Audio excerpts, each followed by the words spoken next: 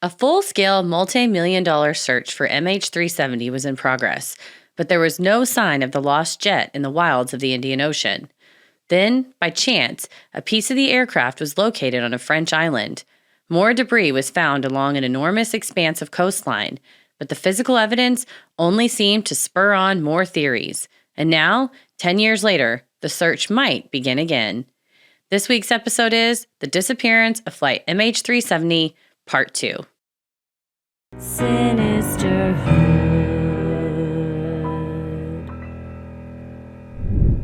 Well, this one is the theory episode. There's so many of them. We couldn't even include all of them because it's like the theories splinter off into sub-theories, which splinter off into sub-theories, and we'll get to why that's prevalent in this case, too.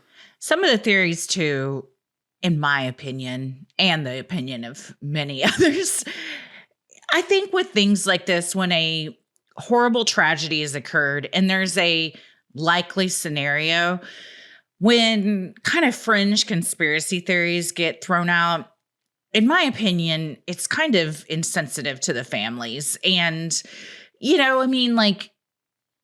the chances of an alien spacecraft having abducted this plane, slim to none. So then when we start putting that out there, if my loved one had been killed on this plane, I wouldn't appreciate like these ridiculous things being thrown out when there's a pretty plausible and probable explanation for it, which is one that nobody wants to accept. I get that. But that doesn't mean that Russian spies hijacked the plane and the family is still alive somewhere. Like just that false hope in those fringe theories like that, I think do a disservice to stories like this a lot of the times. Oh, yeah, truly. And when I was a kid and kids would make fun of me and I'd get sad, my mom would go, consider the source. And I feel like that should be the same here of like, well, who's saying that? And it's like a person in the comment section versus when you go, this man has been a pilot for 50 years and here's what he thinks. And this other guy's been a pilot for 30 years. And this person has invented the avionics panel that's used in all airplanes. And here's what they think. And it's kind of like, okay, those are usually, they're all aligned. Like aviation industry professionals are pretty aligned in what they think happened. And so we'll get to that in our theories at the end. And I think we're kind of more aligned with the aviation professionals when I call my friend who's a pilot, owns his own airplane, and he was like at the aviation place. I go, can I ask you about like transponders? He's like, I'm in the avionics store right now. I was like, great. Put me on speakerphone. I've got some questions. Right? I was like, let me talk to that guy. But like, yeah, when you run stuff by people who are up in the air and fly in planes, let me just say he didn't mention aliens when I was talking to him. No. So I often think it's the simplest explanation is usually the right one. And sadly, in this case, I think the simplest is also the most devastating and incomprehensible. However, I do believe that is what happened. And we will get to, I discussed it in the last one too, what I think, but we'll get into more of that in this one and some other theories too, because not everybody, including some families of victims next of kin, don't necessarily believe that Captain Shaw intentionally crashed the plane. So there are still some other theories out there. Plenty of them. And plenty of family members. They're not a monolith, it turns out. And it's not even consistent across like what country everybody's from, what everybody believes. It's just whatever makes sense to them and a way for them to deal with the pain, for sure. Well, I'm Christy. I'm Heather. And let's get into it. Once the flight's likely endpoint was calculated via satellite data, the Australian Transport Safety Bureau, or ATSB, took over the search. Working primarily with Malaysia and China, the countries also welcomed the help from over 14 of their neighbors, including the US, Indonesia, and Kazakhstan. The search began of an area defined as 120,000 square kilometers off the coast of Perth in the southern Indian Ocean. That's so many thousand square kilometers. It's so big. It's not just, well, I guess square means they're also taking into consideration depth, or is it just surface area? Yeah, that's just the surface area. That's just the surface area. So then you've got everything underneath, which is underneath. Under the First knee. of all, that sounds like a badass album title for some like emo band. But yeah, that's just surface. Like you're counting on something's floating. But Oh, I yeah. mean, the whole entire plane certainly isn't going to be floating. They sink. They're very heavy. So that's not even taken into consideration underneath the water. No, it could go down 2 miles down to tens of thousands of feet down. I mean, and there's mountain ranges down there. So it's not even just like we were saying the other day. It's not like a sandy, flat little bottom. So that's just the top. And it's just such a huge undertaking. And to have as much help as they did, it's still, I mean, it costs as much as it did. It's just so daunting to be like, well, it's day one. Let's take off. I imagine too, just staring out at like the same vast expanse of blue for hours on end as you're, circling above in a plane or a helicopter trying to see something. It's like your eyes play tricks on you, or everything kind of starts to look the same. And we don't have the robots up there yet looking for stuff. Not yet, but you're right. One of the pilots, I can't remember if it was Ian Higgins or Richard Questbook, but one of them was talking to the pilot and he's like, there would be times I was 100% sure and your stomach like gets butterflies and then you're like, it's a white cap. Like it's just a huge wave or whatever. He's just like, there's been so many times I've been like, and I want to be right, but you also don't want to be falsely right because and they found there's like garbage out there, sadly, or chunks of different vessels or whatever. So you get so excited and then it's like, oh, it's just some ocean trash. Yeah, ocean trash, man. There's unfortunately a lot of that out there. The ATSB's official theory at the time was that all the crew and passengers suffered hypoxia, a fatal lack of oxygen, due to an onboard accident or fire, creating what is known as a ghost flight. The lack of control caused the plane to spiral into what officials called a death dive. This theory defined the search area, much to the chagrin of aviation experts who loudly disagreed with the ghost flight death dive scenario. Instead, in their view, the data more likely pointed to a controlled ditching by a highly skilled pilot. The ATSB clung to its theory, despite having evidence to the contrary. On April 19, 2014, just a month after MH370 went missing, the ATSB and Malaysian authorities were given information from the FBI. The American agency had concluded its analysis of Captain Zahari Ahmad Shah's at-home flight simulator. New York Magazine later revealed that the data showed Shah had practiced a flight taking off from Malaysia, turning through the Straits of Malacca, and making a sharp southern turn down into the southern Indian Ocean. The simulated flight terminated in the water and passed the waypoints MH370 would likely have passed on its final voyage. He did this roughly 6 weeks before MH370 was lost. And this was also the only flight that had no terminus, like it ended in fuel exhaustion in the ocean, and it was the only one that the data indicated that he had sped up, like he was trying to actually see it to its conclusion. Whereas, like if you're going to sit at home and play on your flight sim, you're probably not going to like sit there for 6 hours and look at nothing. So he was clearly trying to see, okay, what's it going to be like to fly this at the end? Yeah, to me, this is probably the biggest piece of evidence. Yeah. And that's, I saw Green Dot Aviation is a YouTube channel and it'll be linked in the show notes. And I couldn't find support for it, but they said that according to flight logs that when that flight was taken, right after that flight was taken by 2 or 3 days, Captain Shaw flew MH370 in February. Like it was a regular route and they used the same flight numbers for the route. So he had flown that Kuala Lumpur to Beijing flight overnight back in February. And then for whatever reason, that was a test run maybe or something. I don't know. Damn. But he had, so I couldn't find any other support for it. But the rest of the video was very, very documented and supported. So just throwing that out there that seemed it's also just like Captain Shaw was just flying a ton of flights all the time. That was his job. And so it stands to reason he had flown the KL to Beijing flight, many times before. But the timing is eerie. The timing, and why would you have that exact route that terminated in the ocean? Why would you be playing around with that? The only two things I can come up with are morbid curiosity / funsies, or you're trying to prepare yourself for what you know you're gonna do, and that seems way more likely to me. Yeah, is it a test run practice?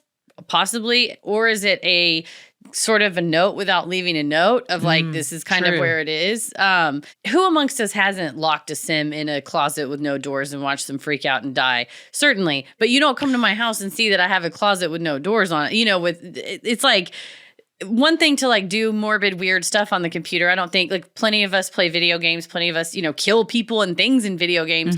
But it starts to be like, anyways, he got the exact gun from his video game and he got the exact outfit from his video game. And he built a replica of this building where he ended up doing a shooting in his it's like, okay, one of them is doing a simulation for real life. Another is morbid curiosity. And the fact that he was choosing this flight path, this exact weird turn, flying along the two radio areas, it's very damning.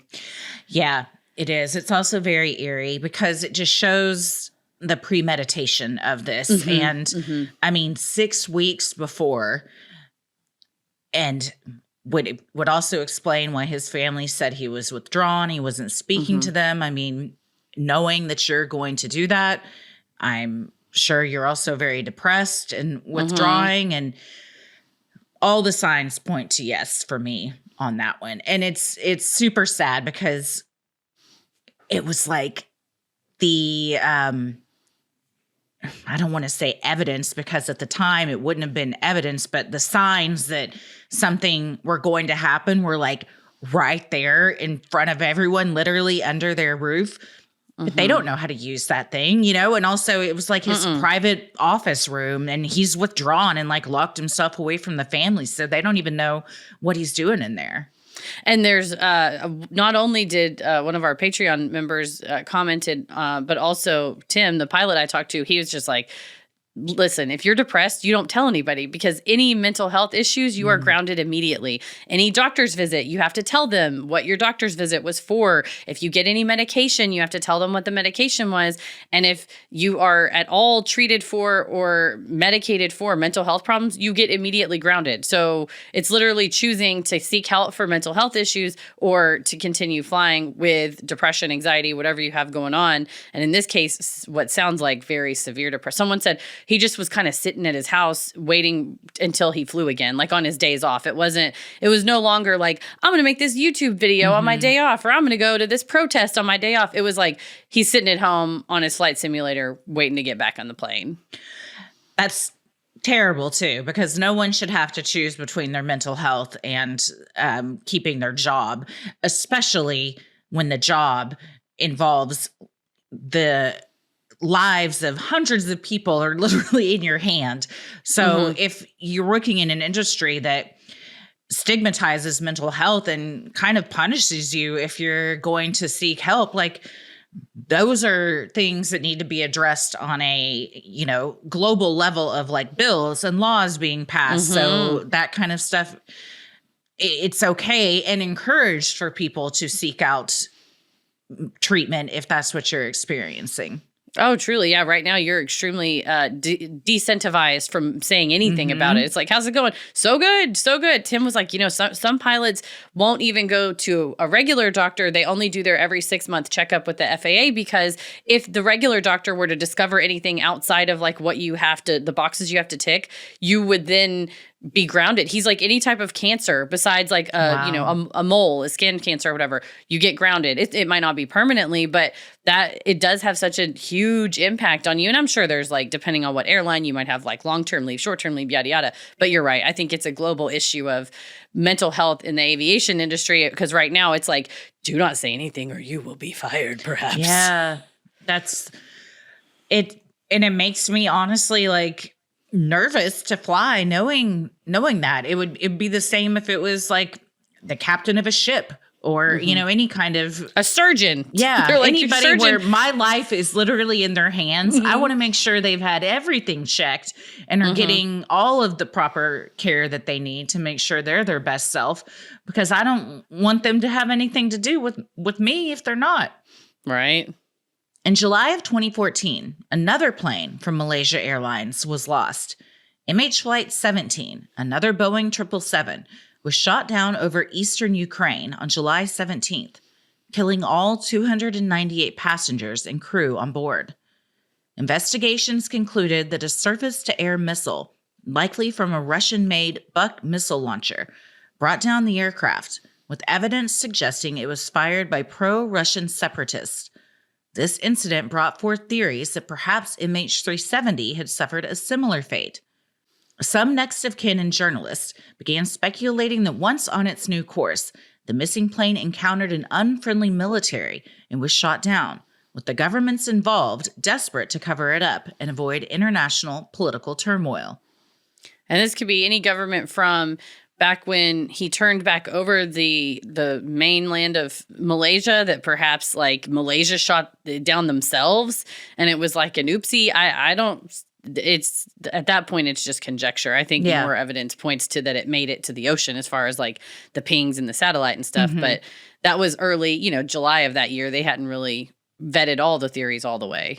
No, and I think especially because of the stigma we just discussed around pilots and mental health, that is going to be the last theory that they come forward with. I think they were putting out anything that maybe could have been it beforehand to see kind of like, does any of this stick? Does any of this have legs where people might believe it or could go anywhere? So at this point, it's just like spaghetti at the wall.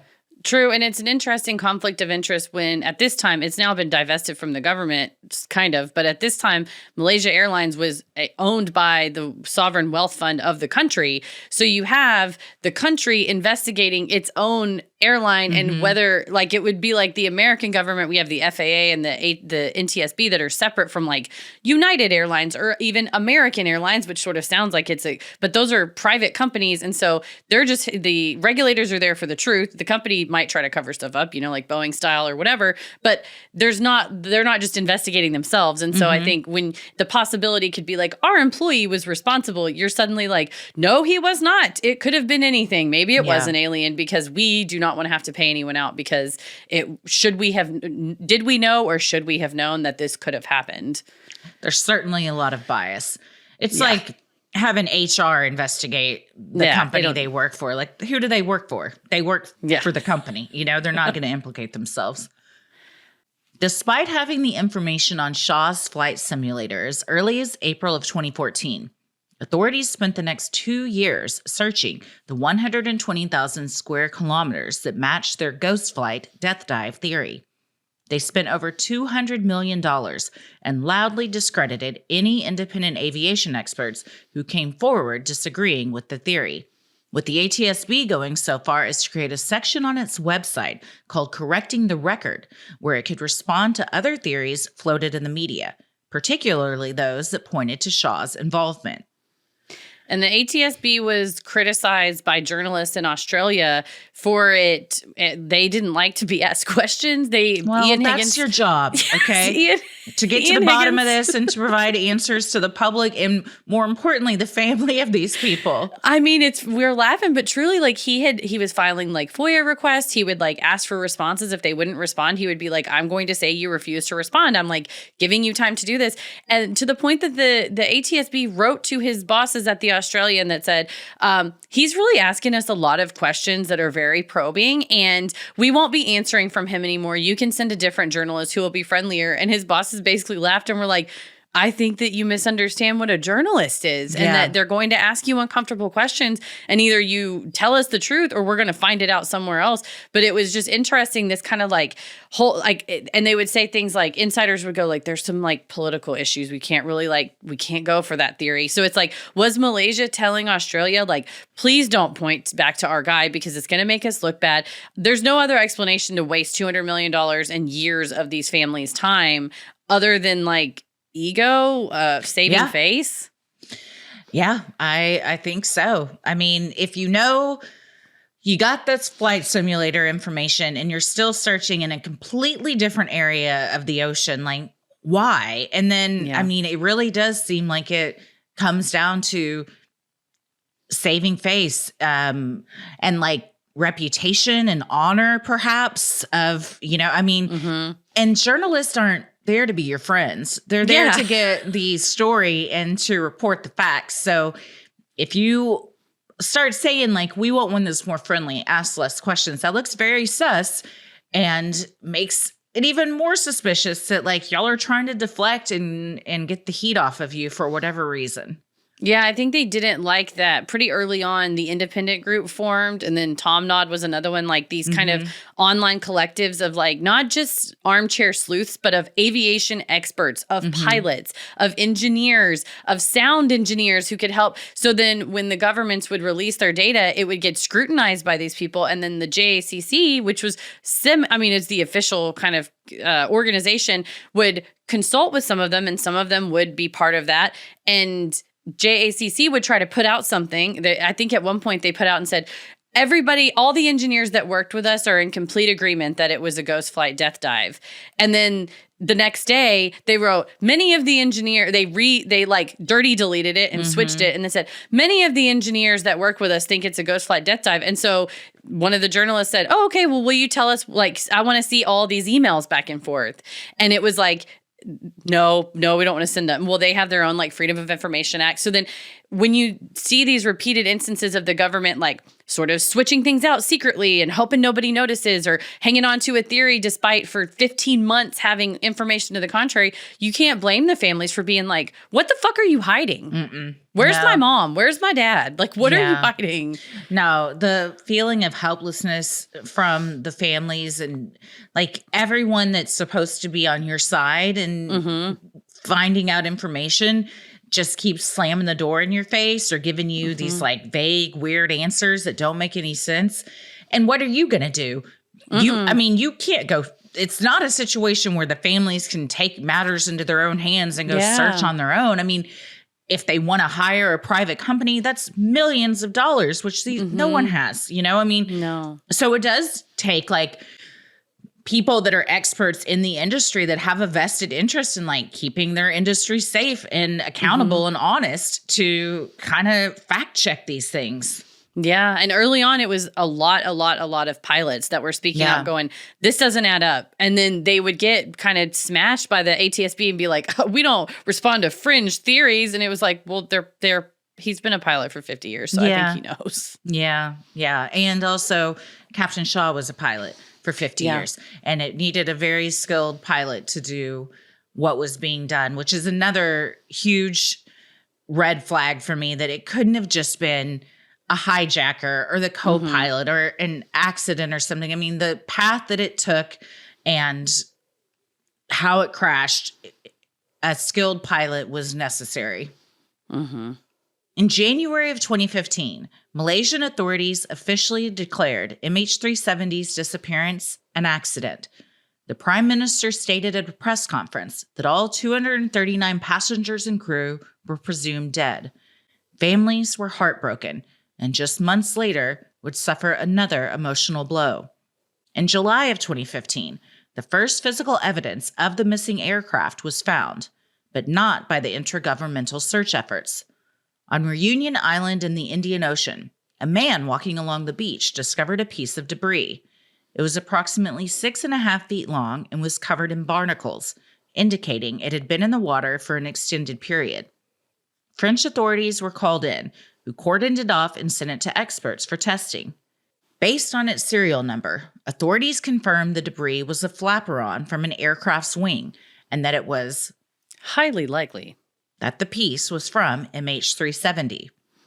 This is wild. You're just walking down the beach and you find a big ass. This thing, I mean, it's 6.5 feet long. It's huge. Probably like 4 feet wide. That fly up, on the wings. On the back. They always look like little DuckTales to me.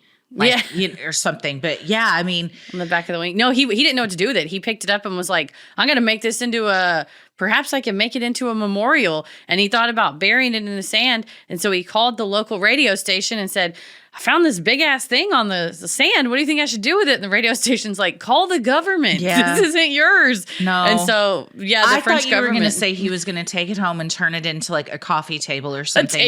He's like, I sanded it off. I sanded it. I stained it. I repainted it. It looks nothing like it did. Well, great, sir. Thank you. Now you've destroyed all of the evidence.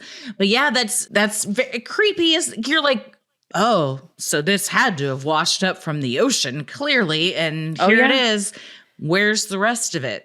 Yeah. No, it's eerie. And the French authorities came in and were like, we'll be taking this back with us. Which honestly, I'm happy that it was found on a French island, and I'm happy that a different government got involved, because it's like, if you do have this tunnel vision from the ATSB that like no matter what, it's this ghost flight death dive, and the Malaysian authorities like that, it's great to have a third country with a vested interest going, we will look afresh. This is ours now. The flaperon is ours. We are taking it back. And like, good for They're y'all. not as biased.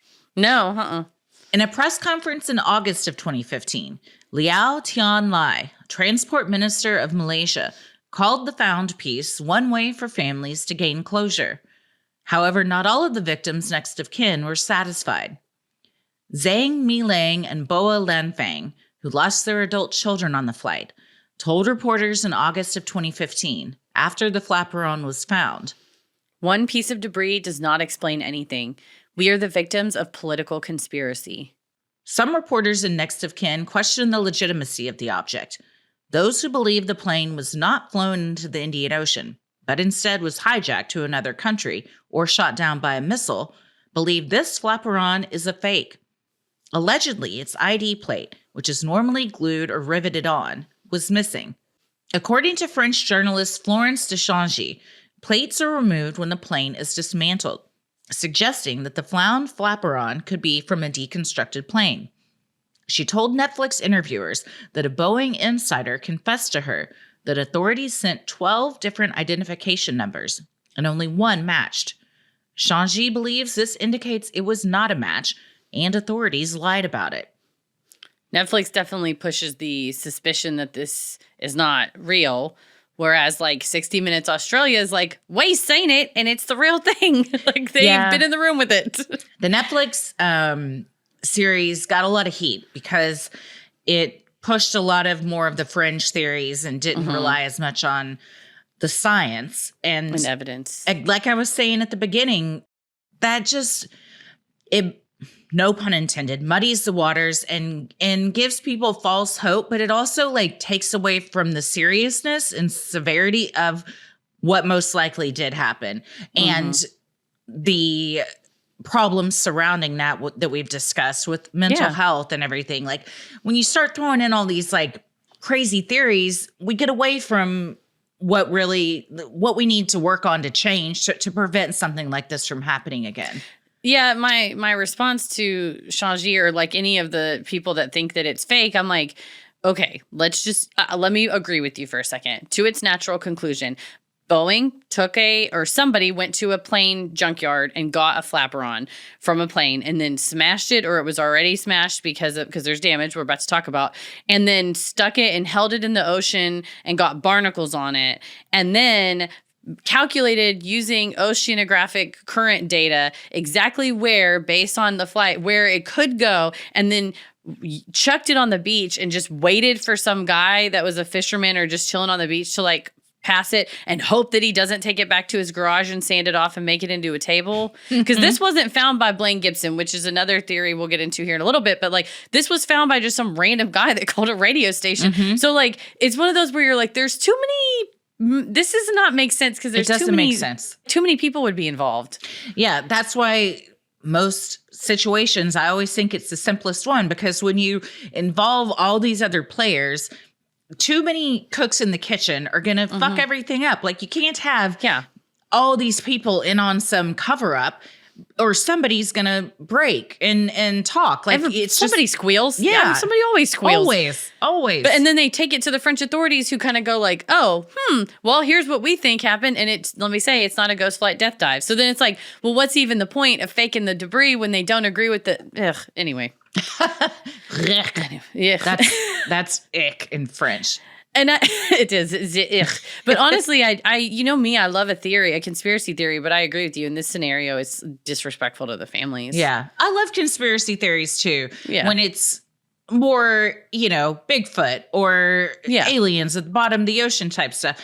But when it comes to hundreds of lives lost at the hands of one person, then I think like, why are we speculating. I mean, I guess like with any mystery, theories are going to pop up because it's interesting and people do have a morbid curiosity as to what has happened.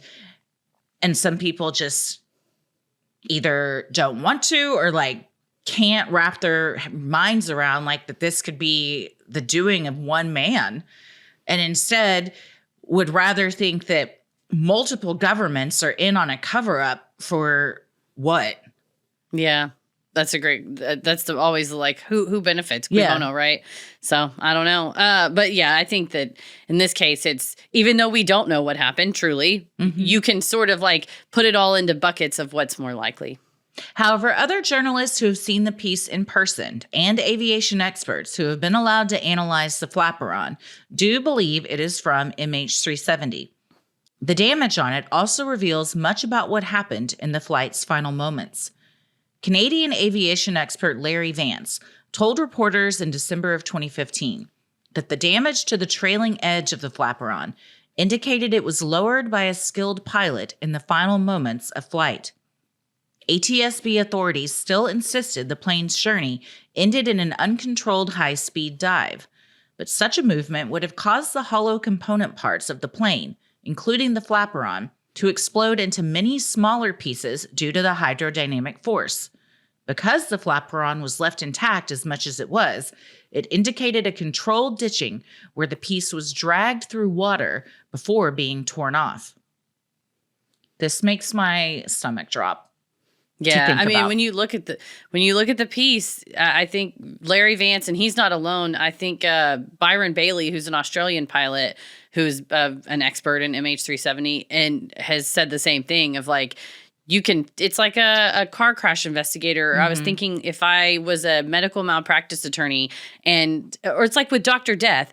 The person who caught Dr. Death was another doctor who looked at it and went, oh, I can tell you where those marks came from because I'm a doctor and I've made those marks before. And so when you have aviation, like crash investigators and pilots going, I've seen this mark before and it's from this. That's very telling. Instead of just speculation, this is something that you have a hard piece of evidence that you can look at. And if you believe it is from that plane, say like, we can tell like that's not what happened. Like something nosediving, it said that's the plane hit the ocean at the speed of sound. That is how fast it was going, whether it was being manually controlled or just doing a death dive.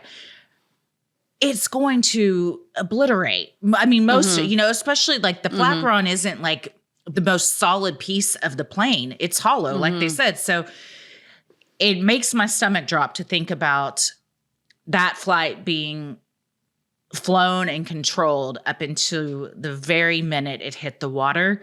And it was landed on the water in such a way that it did kind of like glide and sink, which is what the dragging of the water across the flaperon would indicate, and not nosedive down. Truly not. And the ocean around that area, even with like a controlled ditching, it's extremely volatile water. So you're not probably going to survive that, even if you are the one flying it. No. But seems to have been done with the purpose of not shattering and creating a lot of debris, but to if it's a depressurized aircraft, by that point, it would sink pretty quickly. If you can get it as much as, it's kind of like the Titanic. It might break into 2 or 3 large pieces and then just sink all the way down. Yeah, that's a good point. ATSB authorities argued that with the engines out of fuel, lowering the flaperon would be impossible and thus stuck to their ghost flight theory. However, trained pilots and aviation experts have pointed to the plane's auxiliary power unit, which is automatically deployed once both engines are out of fuel. This unit is what allowed Sully Sullenberger to lower his flaps during the famous Miracle on the Hudson flight, despite having no engine power. Similarly, it would have allowed a pilot in command of MH370 to control the plane and complete a water ditching while causing the same damage seen on the washed-up flaperon. And that's eerie to think about. It's like a version of Miracle on the Hudson, but much, much worse and a much different ending. Yeah. But that same movement. But even based on where you found it, you can sort of trace back and that's one of the professors at Western Australia University said, oh, okay, you found it on Reunion Island. Okay, well, we used the ocean currents and we traced it back. You should be searching here. And the ATSB is like, huh? What was that? No, we're going to keep doing what we're doing. And he's like, oh, okay, well, I can tell you where to search. And they're like, shut it. We're already searching. We're already searching 120,000 square kilometers. Man. We're $200 million deep into this project. We're not switching courses now.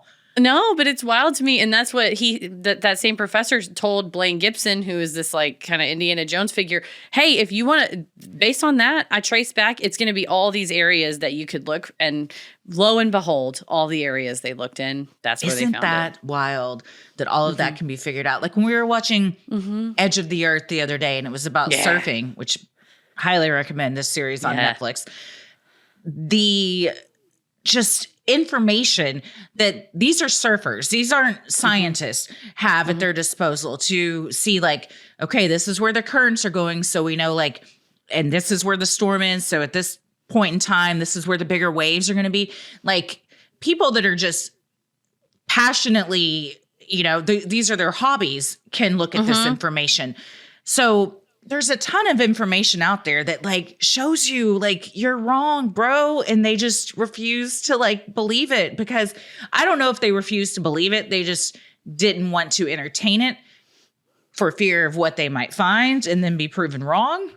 Yeah. And that's what it sucks. It's like we should all want the truth and not, oh, well, this kind of makes us look bad. So we don't want to bring shame on his family. So we'll just say it's this. But it's like you have this oceanographer expert at your disposal in your country who wants to give you this information. Just listen to him maybe. In May of 2016, more debris was found. The rear edge of the left outboard flap was found and recovered at an islet off Mauritius. The next month, in June of 2016, what Australian journalist Ian Higgins called a bigger and more significant part of the aircraft was found. The right flap was located on Tanzania's Pemba Island. Both parts were once again confirmed by authorities to belong to MH370. All of these pieces were found outside the designated search area. However, their locations corresponded to oceanic current maps calculated by experts. These currents indicated the debris came from within the 7th Arc, a remote and hostile passage of water off the coast of Australia. Yeah, and off of like almost 40 pieces found, that guy Blaine Gibson found 6 of them, and he was searching on areas that the professor from Western Australia University told him to search on. And he also just made calls to action in the media that was like, hey, if you're in these areas, go out on the beach, look. The way he found it and the way others found it is that they would go to fishermen and they would say like, hey, is there any like place where weird shit just washes up? And the fishermen are like, oh yeah, we get free traps, we get free, I mean, it was kind of like a junkyard, but like it would be stuff that fell off a boat. It would just be because the ocean currents, they knew to go search that part of the beach. And so, and then people would find it and just give it to him, and then he would give it to the authorities. But that created this other like kind of conspiracy around him of like, who is he? Is he with the government? Is he with this? He's an American lawyer who like fancies himself an adventurer and like wanted to. As we've seen, rich billionaires that just have a passion for discovery are often the people that can afford to find stuff that, I mean, like, what's his name? Diving in the ocean everywhere? Oh, Victor Vescovo. Yeah. Like, I mean, you got the money. Same now, like, Victor. Why is Victor Vescovo not Victor Vescovo. We need Victor Vescovo to go to the 7th Arc and see what he can Victor find. In a while. It's been a minute. We can't forget. It's this might be a stupid question, but how can a bunch of pieces of plane be found and it's not 100% certain what plane they came from? Is it just because, I mean, at the end, planes are planes to some degree, and not everything is like labeled. So if you get a piece that doesn't have a marking on it, you don't really know.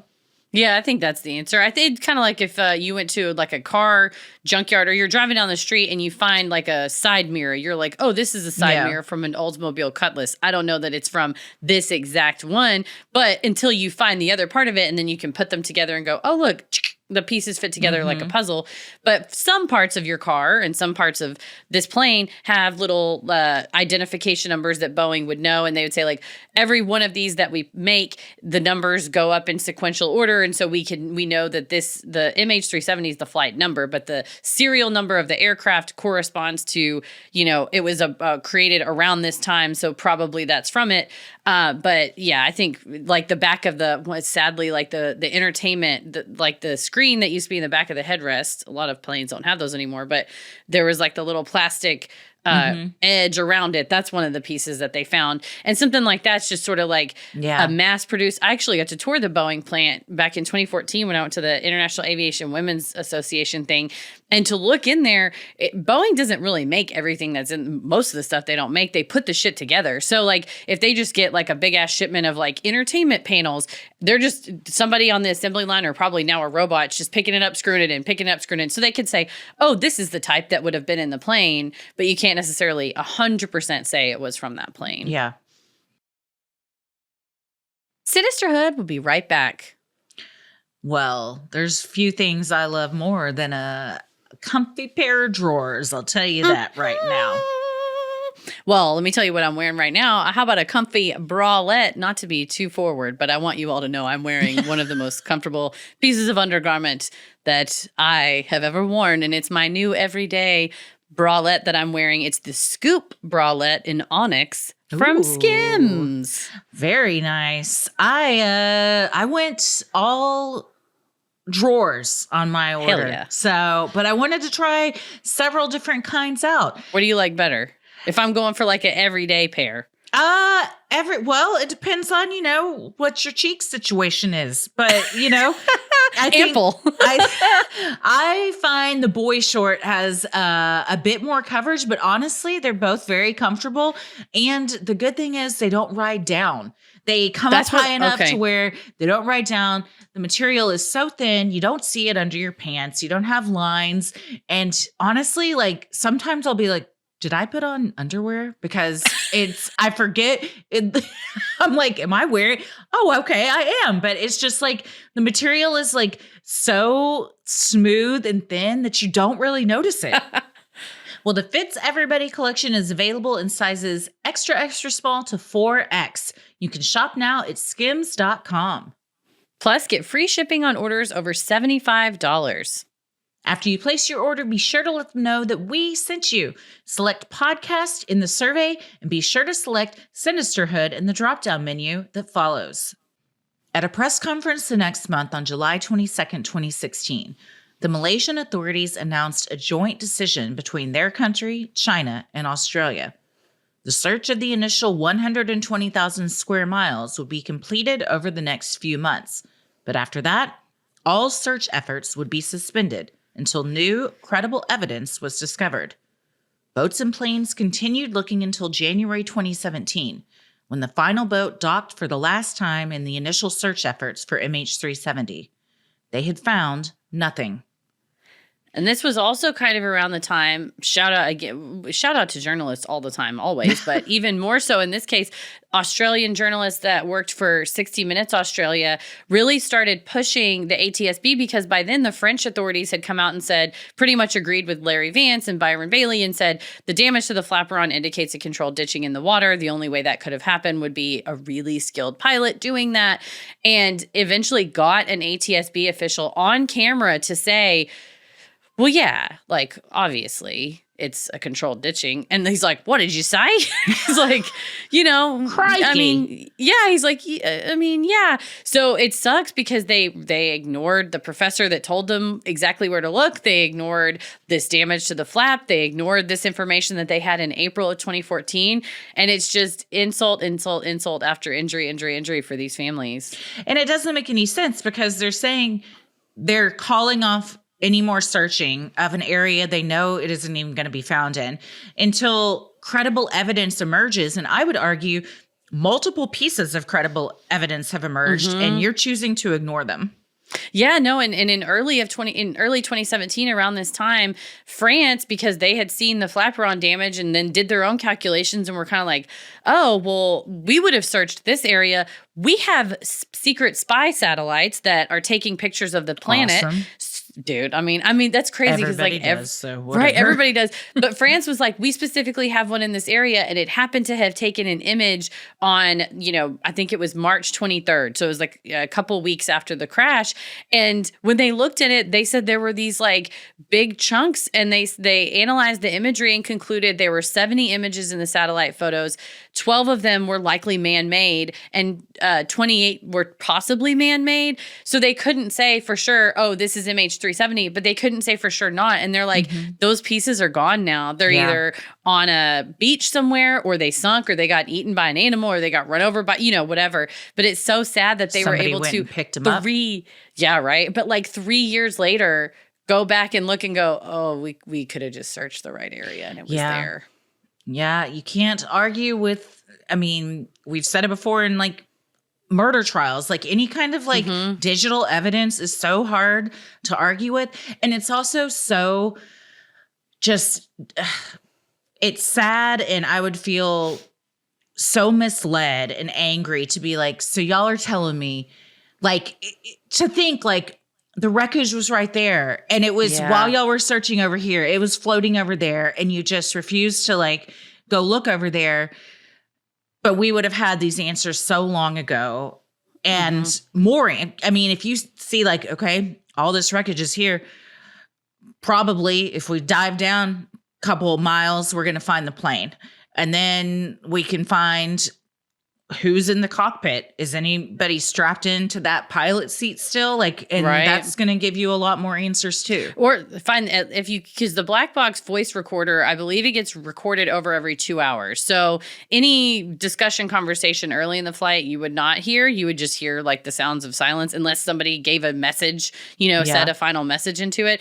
But you would be able to find the flight data recorder that would tell you exactly what buttons were pushed and when and in what order of things happened. And I think that's very valuable. So the fact that all the time and money was wasted when the information was like pretty readily available.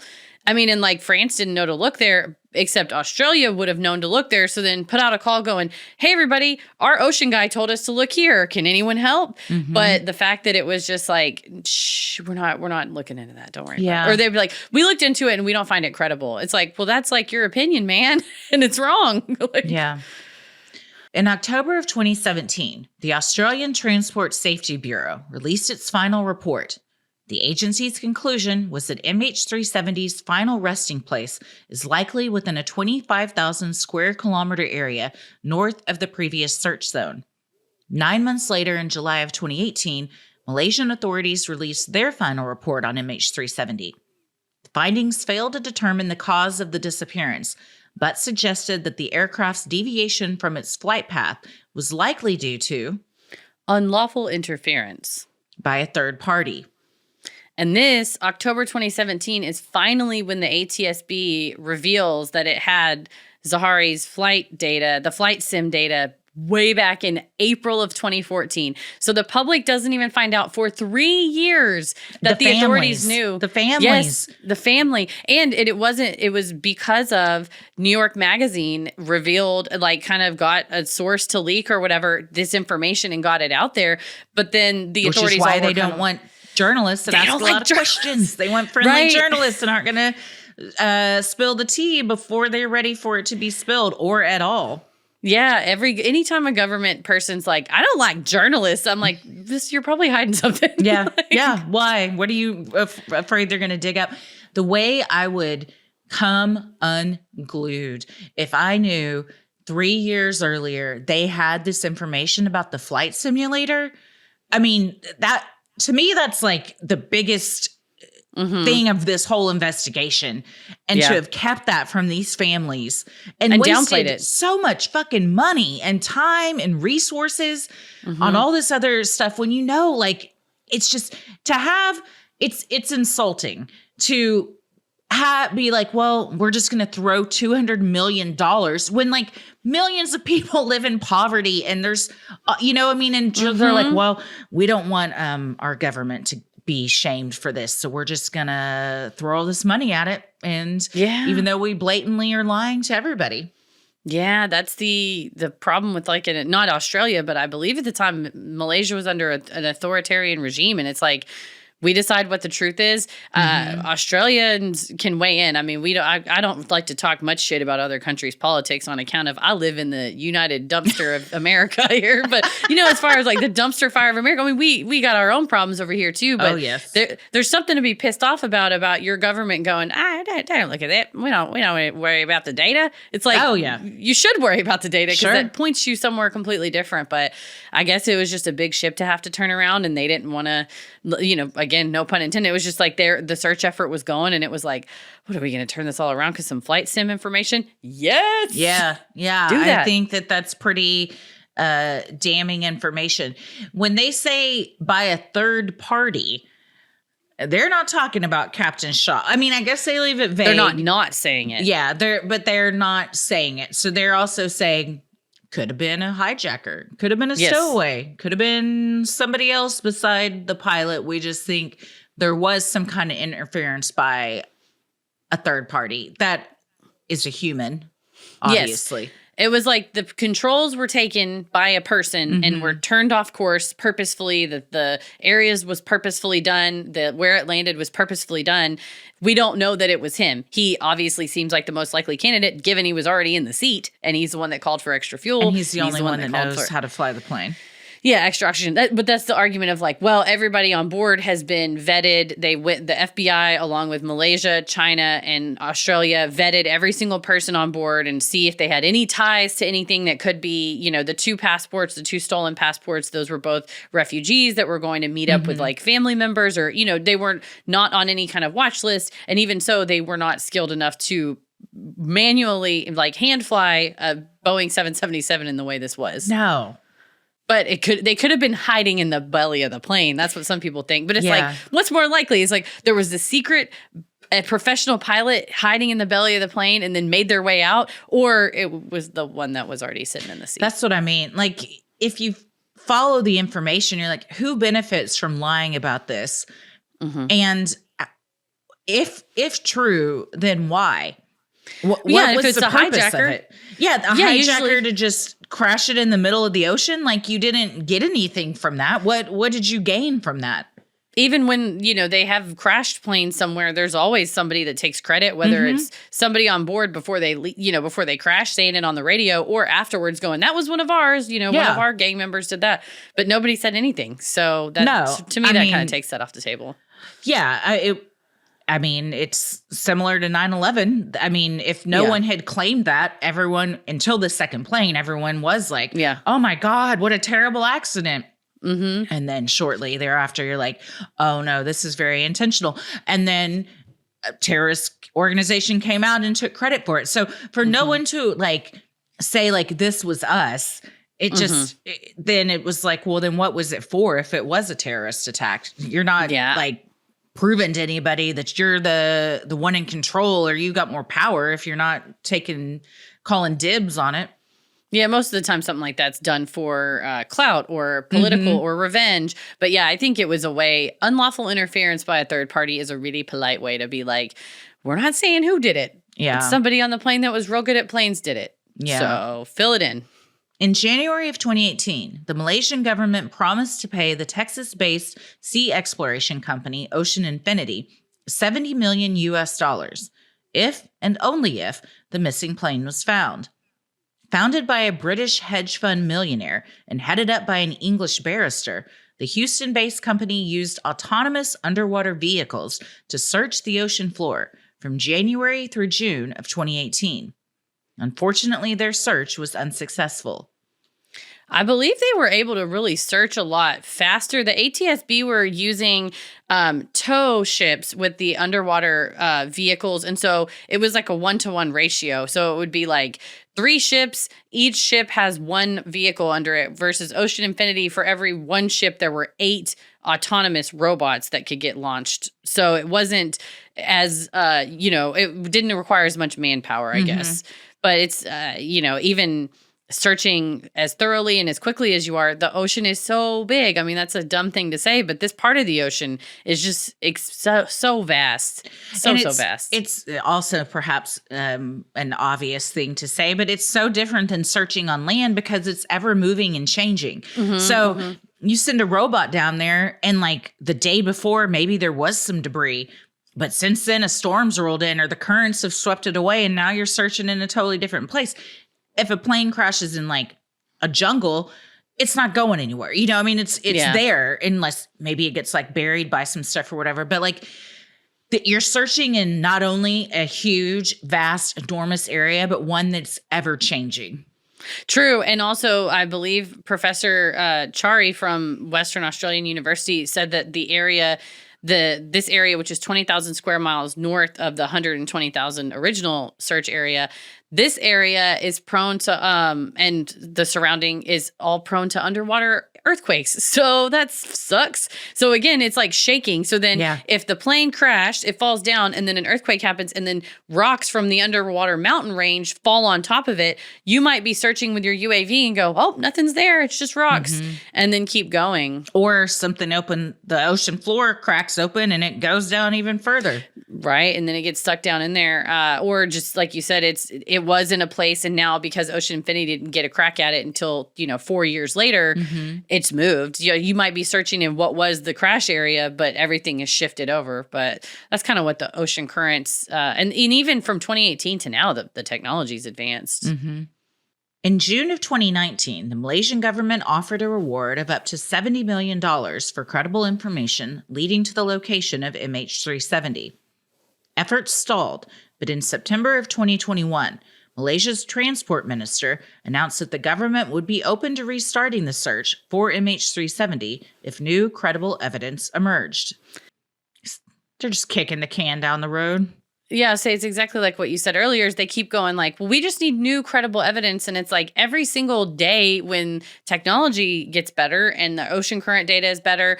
And when you go back and look at the burst offset frequency analysis or whatever, it's like there's always new stuff all the time. Why wouldn't you just remain open to and let the search continue with these companies doing it kind of on like a contingency, no fine, no fee basis of like, and maybe that's why they said that of like, if y'all go out and find it, we'll give you $70 million. But somebody go find it. It makes me think, what information to you is credible? Because a lot of information is being presented. So to me, it's just like a superficial statement of you're not wanting to really get into it and you're kind of leaving it open-ended. But unless the credible evidence was something that pointed in your favor is what you want the outcome to be, I don't see them reopening it. Yeah, and that's an interesting thing to say of just, well, it's what we consider credible. Yeah. And it's like, what does that mean? Well, we'll know it when we see it. Well, that's not really helpful to any of us. No, it's not. In 2023, relatives of passengers on MH370 filed a lawsuit in Chinese court against Malaysian Airlines, the engine company Rolls-Royce, the aircraft manufacturer Boeing, and German insurance company Allianz. The lawsuit seeks $45,000 worth of compensation under the Montreal Convention and the creation of a fund to continue the search efforts. An accompanying letter from the families to the Prime Minister of Malaysia also urged the country to re-engage in its no-cure, no-fee deal with Ocean Infinity, as the company has already offered to start searching again. That's very commendable that they're like, hey, you don't have to pay us unless we find it. We're just trying to get down there and get some people some answers. Why wouldn't you take somebody up on that? Right. And they're not the only ones. There's another company, and I can't recall the name now, but we'll link, it's in our show notes. They talked to, I believe, 60 Minutes Australia, who has also underwater, autonomous underwater vehicles, but it's a little bit of a different technology. And they said, we're open to doing it too. Like, we'll work with Ocean Infinity. We'll take the contract on our own. So it sounds like there's plenty of people that are standing ready. It's just whether or not the government wants to back them at all. I think some of the companies are like, can you also like give us a little bit of support? Whether that's just like ships around or like assistance. So I don't know why anybody would be hesitant to take a deal like that. I mean, it's a great deal for the families and the government. I agree. Families in the United States found their lawsuit dismissed as the Court of Appeals determined it belonged in Malaysian courts. Loved ones who have sued in Malaysian courts have been compensated in undisclosed amounts by the country and its airline. And this is a hard thing of where, under the contract of carriage, like where can you, which is what you agree to when you get your ticket, and that outlines what you can sue for, where you can sue, how much you can sue for. And when you're in America trying to sue a company in Malaysia, do you really have enough money to like go all the way to Malaysia and sue over there? So you see, 43,000 seems very low too. I think that might be a certain amount per person based on international law of like under these like contracts of carriage. So it's a highly specialized area. And then too, if you want to be any of these underlying defendants, the engine company Rolls-Royce is like, we didn't do anything wrong. We had a functional engine and it worked great. And then you have the Malaysia Airlines might say, well, it was an engine defect. There was a fire that exploded. It wasn't our guy that did it. And then Boeing is like, listen, all of our planes explode, but this one did not, because this one, it was a person that did it. And then the insurance company's like, this was an intentional act and our insurance doesn't cover intentional acts. So it's going to be a really difficult lawsuit, I think, trying to different parties with different influences trying to prove what really happened. And I think that's why it's so important you find the fucking flight data recorder, like find the black box so that families can be compensated. Mm-hmm. Netflix released a 3-part docuseries called MH370, The Plane That Disappeared, in 2023. The coverage was met with mixed reactions, with many people finding the series disrespectful to the victims' surviving family members. Rather than focus on scientific-backed evidence, the series centered around some of the more sensational conspiracy theories, leading one Redditor to comment, "The filmmakers have deliberately given this arrogant conspiracy nut, Jeff Wise, a platform for clicks and bucks. It's totally disrespectful to the victims and their loved ones. He's profiting from their trauma like this. What an absolute wanker." And one of the family members said that it was an insult to the continuing trauma of the families, and that I did not know that Jeff Wise was so fringe until I saw him mentioned in the 2 books I read as kind of like this sort of self-published author who's got these theories that he's very convincing and compelling on screen. But I read at K.S.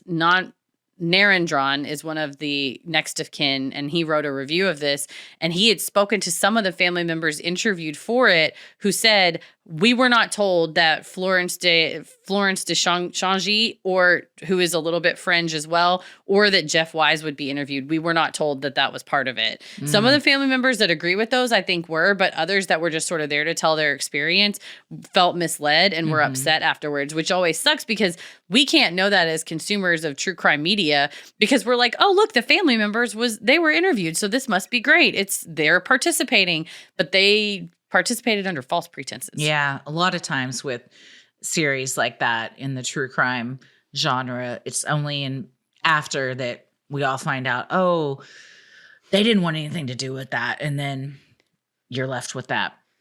Yeah. While the next of kin all have the same goal of recovering their loved ones, they have splintered in their theories of what happened that day in March 2014. Professor Ulrich Ecker of the University of Western Australia studies conspiracy theories and their impact on human memory. He told CNA Insider that when the government or authorities have no answers, victims' families become desperate, explaining, "People are going to look elsewhere because they want answers. They want to reduce uncertainty." Because the official story changed so many times in the early days and continues to change to this day, the case is ripe for conspiracy theories. Professor Ecker explained that when a big event, like a plane going missing, happens, those affected would like there to be a big cause. As such, some families may find a sense of community by buying into certain conspiracy theories. Which is understandable. You just want an answer or a resolution. And if you have someone like either Florence Deschangy or Jeff Wise going, I've got the answer and here's the proof, and I talked to this person who told me this, that can be really, it's seductive, right? You're like, oh, I want to believe, not even consciously, I want to believe this, but like, oh, finally I have an answer. And it's like, you're being led astray, man. Yeah. If all you're looking for is something to make sense, to give yourself some closure, and somebody comes along with something that makes some sense, especially if your government is keeping all this other pertinent information from you. If it helps you like close the book or get some closure and heal, who am I to say that, I can't judge anyone for what they think their family member went through. I mean, that's everybody's own journey. Right. It's just understandable that they would be enticed by these things, by somebody who says, I have all the answers for sure, when the reality is we just don't. No. Some simply cannot come to terms with the fact that Captain Shaw would intentionally down the plane in open water.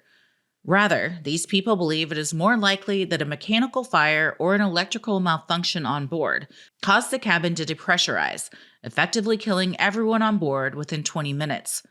Subsequently, the Boeing 777 would have continued through the night sky as a ghost flight, until eventually making a death dive into the ocean after running out of fuel.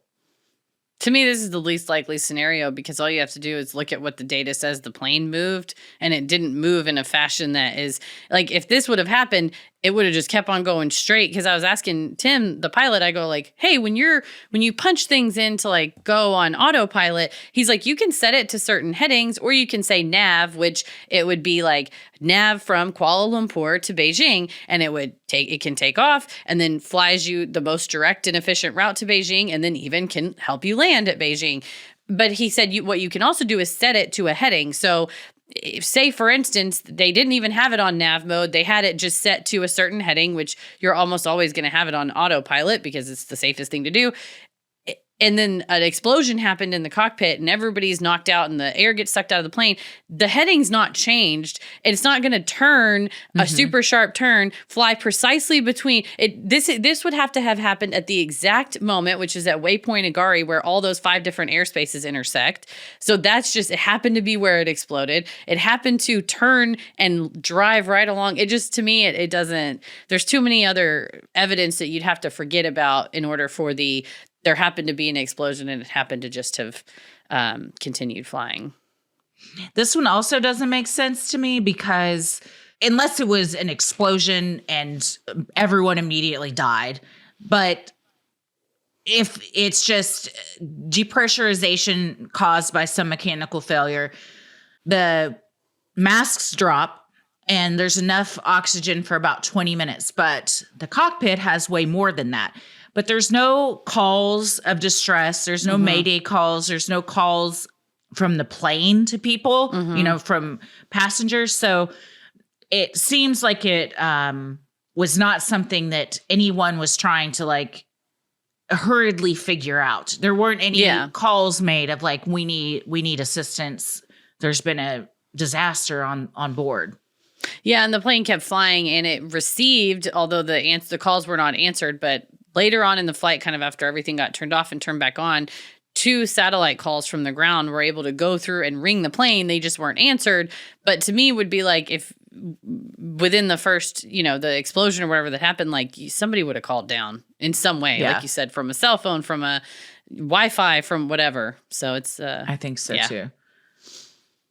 If not mechanical issues, another conspiracy theory that has been posited is that terrorists that were on board MH370 hijacked the plane at some point. Most proponents of this theory believe the Russians were behind this. Others have speculated that sensitive electronic equipment was on board the craft, and hijackers crashed it to hide the cargo. Again, this theory seems unlikely, and no group has ever taken public responsibility for the alleged hijacking. Yeah, and some people said that instead of it being crashed by like hijackers who would want to take credit, it could be that there were either lithium ion batteries in the bottom of the plane that exploded, and the captain didn't know they were on board or whatever. But in that case, I think it would disappear from not just from civilian radar, which is what it did at Waypoint Agari, but I think it would have disappeared from military radar, much like MH17, where it's just gone. I mean, the plane is gone and obliterated in the sky and does not continue flying. Ghislaine Waterloo, who lost his wife and 2 of their 3 children aboard MH370, has written a book and participated in the 2023 Netflix documentary. He has told multiple news outlets an American whistleblower spy named Mr. B told him details of the lost plane. Speaking to Netflix interviewers, he said, "The first thing he told me was the Americans know full well what happened because there were 2 American AWACS that were monitoring the area at the time the plane disappeared. These AWACS are Boeing planes with a huge radar-like mushroom on top, and this radar basically monitors everything underneath the Boeing. It's like a small satellite above the Earth that sees everything that's happening in a 600-kilometer radius. Mr. B said these 2 planes must have perfectly tracked the MH370, regardless of its state at any moment. They know where it crashed. They know where it is.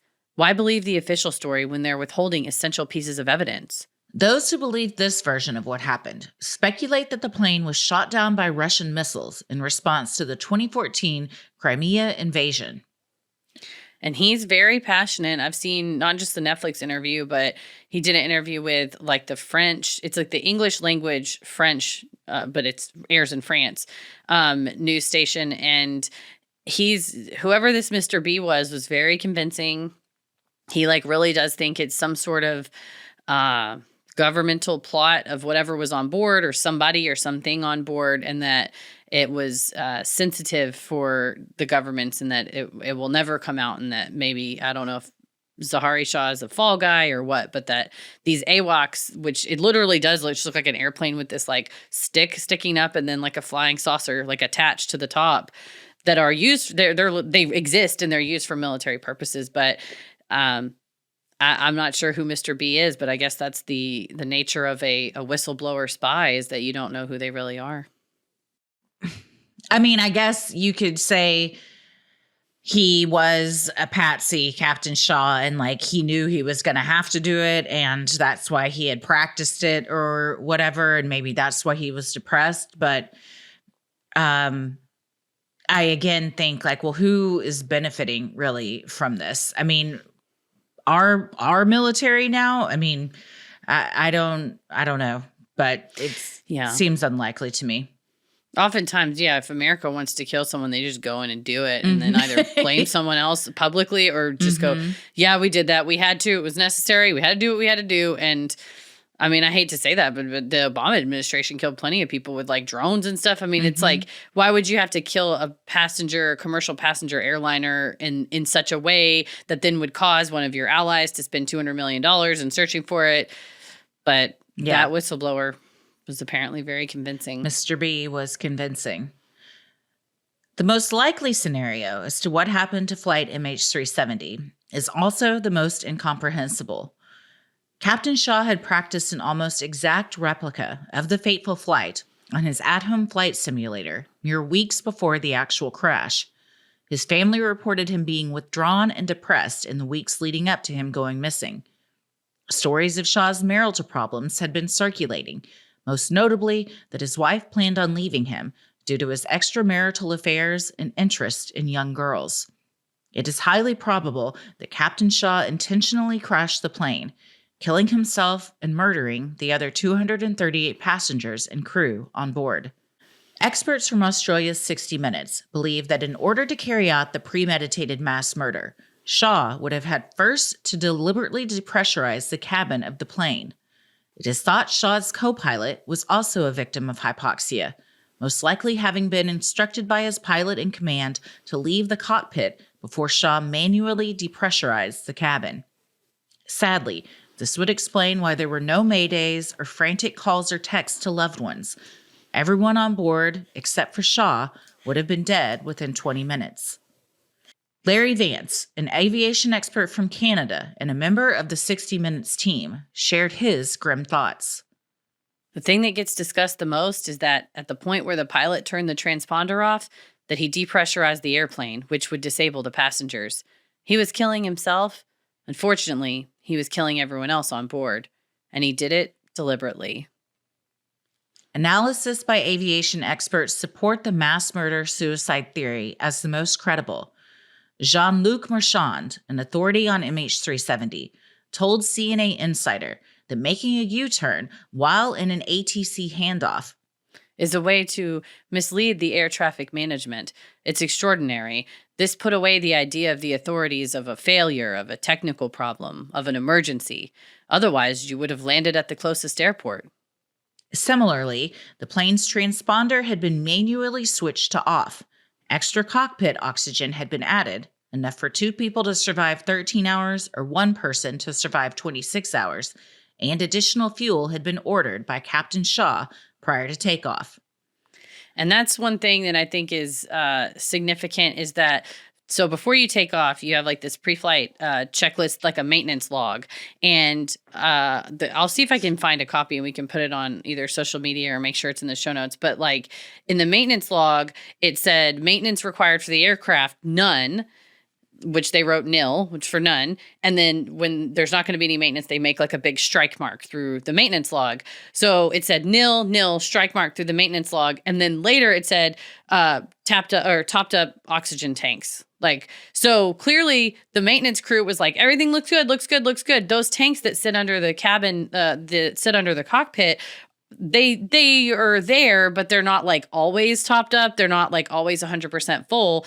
They're like a reasonable amount depending on how long your flight is. But the maintenance crew already said, oh, we look all good. And then to have the captain go, oh, actually, I need you to top up the oxygen tanks underneath me. And I asked him, I was like, would the maintenance crew be like, no? And he's like, no, I mean, you're just like, oh, okay, that pilot just must want me to do that. I mean, in retrospect, what it's would eerie. You question? Why? Yeah. I mean, why you need air? And they're fixing to fly over water. In case something happens, you would look like an idiot for even questioning it. Yeah, but I think that that's pretty eerie to see that the log said nothing and was crossed off and then it was added later. Yeah. Same with the fuel. He added enough for 2 hours, but because he knew he was going to depressurize the cabin as well as turn off the transponder and stuff, he could milk that 2 hours worth of fuel into something even longer. Mm-hmm. Yeah, because they only needed 6 hours to get where they're going. Mm-hmm. So now you have 8, and now you can go even further if you know what you're doing. Yeah. Marchand also discounts the ghost flight death dive scenario because of the condition of debris. Crashing at 200 knots per hour in a death dive would be like hitting a concrete wall at a fast speed and would create a massive amount of small pieces of debris. Marchand explained in a presentation to the Royal Aeronautical Society. Only controlled ditching would provoke this small number of debris. While Marchand and professional pilot Patrick Blillet did not formally accuse the captain, they said an experienced pilot would have behaved in the manner data suggests and taken the plane to a remote place, with Marchand explaining. It's an area where there is no coverage, no surveillance. The aircraft can do whatever it wants. The remote location Shaw chose to down the plane seems to also have personal significance. While studying the plane's final flight path, an unexpected turn to the left, Boeing 777 senior pilot and instructor Simon Hardy explained to 60 Minutes. Captain Zahari dipped his wing to see Penang, his hometown. Hardy added, if you look very carefully, you can see it's actually a turn to the left and then start a long turn to the right. And then he does it another left turn. So I spent a long time thinking about what this could be. What technical reason is there for this? And after 2 months, 3 months thinking about this, I finally got the answer. Someone was looking out the window. It might be a long emotional goodbye or a short emotional goodbye to his hometown. This is also, to me, very significant and damning. Yeah, it's eerie and damning. And they were flying low enough over Penang that Farik Hamid, the first officer's phone was able to ping. He wasn't calling out or anything, but it just indicated that his phone was on. He had 1 bar of service and they were at least close enough to Penang for it to click with the tower. And that's just It's really eerie to think that. Yeah. No. It's the whole thing of him, Captain Shaw, flying for hours with a plane full of bodies that he has intentionally killed just to get to a point in the ocean where not only does he think the plane will be hidden, but also that gives him one last goodbye to his homeland. Mm-hmm. The whole thing is just a haunting. This is one of the more haunting cases I think we've covered. It shocks the conscious, the capabilities that humans have to do harm to each other. Mm-hmm. That you're like... And themselves. Yeah, for sure. But I mean, like you said, in this case, it's like so much destruction and death and so much time in advance before it happened and even after it happened. Mm-hmm. And to still continue on with that almost like a singular mission. Sinisterhood will be right back. I'll tell you what, I was ordering some things to go in my laundry and they were coming in the biggest plastic buckets. And after I finished using all the things for my laundry, I was like, well, now I have a huge bunch of plastic and I probably am going to contribute to an entire landfill by the time this is over with. I got to change it up. I'm trying not to kill the environment. I love you, Earth, and I want to do better by you, but I have to wash my clothes. I do. You do too. You got 2 kids. You got a lot of clothes to wash. It's a never-ending cycle of laundry, and you feel so guilty when you have these huge just jugs of plastic that contain things that are also plastic in it, and we got to go Earth Breeze. This is why you got to go Earth Breeze now. That's right. Earth Breeze Eco Sheets are liquidless laundry detergent sheets. They dissolve in all wash cycles, hot or cold, and the best part is they do not come in a plastic jug. And also those plastic jugs are fucking big. They're huge. I can get out of the way. Earth Breeze is like tiny. It's great. It's like fits right on top. I mean, it's like the size of, to be weird, like Valentine's, like that you get for your kids in school. It's like just a little box that's like not even the full size of a sheet of paper, but it has so much washing power. I don't understand it, and I don't have to. I just have to use it. It's magic, I'm pretty sure. Earth Breeze is easy to use. It's one cardboard envelope with enough detergent sheets for 720 loads. It's dermatologist tested and doesn't leave your skin feeling itchy or irritated. I'm always worried about switching detergents because of that. This one is great. It provides a powerful clean that fights odors and stains. So our clothes, sheets, laundry towels, everything just feels fresh after every wash. What really convinced us is with every purchase, EarthBreeze donates 10 loads of detergent to a charitable cause of your choice. And over 100 million loads have been donated. So you're doing good for the environment, you're doing good for others, and you're doing good for yourself because your laundry is going to smell really good. Like Christy said, when I wash my face with my washcloth, I'm like, oh, hello, EarthBreeze. It's so nice. Right now, our listeners can get started with EarthBreeze and save 40%. Go to earthbreeze.com/creepy. That's earthbreeze.com/creepy for 40% off your subscription. 10 years later, with families still desperately seeking answers and closure, the search for MH370 continues. Professor Chari Patiarachi, an oceanographer with the University of Western Australia, was instrumental in developing drift patterns that aided in the search. He had initially informed the ATSB of his estimate for the plane's location by calculating oceanic currents leading to the area where the flaperon was found. Though he told the ATSB this information in September of 2015, the search continued in the wrong area, much further south than the professor's calculation, for another 15 months before the ATSB also came to the same conclusion. The government called off the search before moving to the area identified by Cherie. Aviation experts Jean-Luc Marchand and Captain Patrick Belay's calculations put the plane in a narrow strip of ocean that has not yet been searched, also north of the initial search area. The area would be about 2.5 miles underwater in a rough area of the Indian Ocean. And these two search areas are kind of overlapping, but yeah, the conclusion is that like it's just so deep, so vast, such churning, dangerous waters, and the topography of the ocean floor there is just it's incredible. You have to do like underwater mountain climbing essentially. It's just incredible. Where they have searched, and then where they think it might be, there are so many like slopes that just like drop like thousands of feet. And you're like, well, shit, what if it got up to the edge and then, like you said, an earthquake or just currents like shoved it over, and it was like sitting on one ledge, but then it fell, miles down below. There's no telling. Like that, even in that small area, there's so many different places where it could be. Right. Professor Chari is always like, they found the Titanic eventually. He said we knew exactly where it went down, and it took 100 years to find the Titanic almost. So he's like, even when we pinpoint exactly where we knew it went down, we might not be able to find where it rested. True. Yes. Rested is a good way to put that. Mm-hmm. A new BBC documentary released on the 10th anniversary interviewed Richard Godfrey, a founding member of the MH370 independent group, who has been studying radio signals as a way to track the plane. While there is no radar coverage in the Indian Ocean, there are radio signals, and Godfrey believes they hold the key. When an aircraft crosses a radio signal, it can disturb it. The WSPR, or Weak Signal Propagation Reporter, radio signals send out low power pulses every 2 minutes across the oceans and are designed to test the strength of radio frequencies. Godfrey discovered 130 disturbances to the WSPR signals in the Indian Ocean the night the plane went missing. That, he says, could give a good idea of the plane's final location and could point to a crash site within a radius of just 30 kilometers.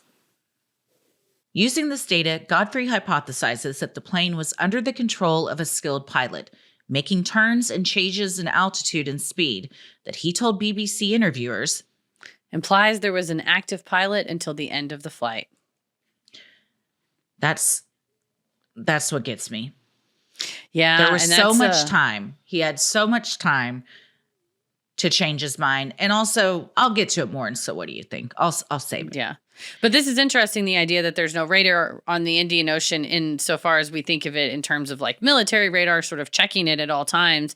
So you would just have to rely on some other piece of data. But I think any piece of data can be useful, at least to look at it. And in his case, he's thinking, there's these lines of radio signals that get sent out. And if you have like a blip at this time and then a blip at this time and a blip at this time, it's kind of how they were calculating the burst offsets from how far the plane was from the Inmarsat satellite, that it's like so wild that you can use something that's not meant for tracking a plane to track a plane. It's very fascinating. Yeah. And good job thinking outside of the box. Because it's the person who planned it to be an area that's untrackable. So you got to go out above and beyond known ways of tracking in order to actually try to find something. Truly.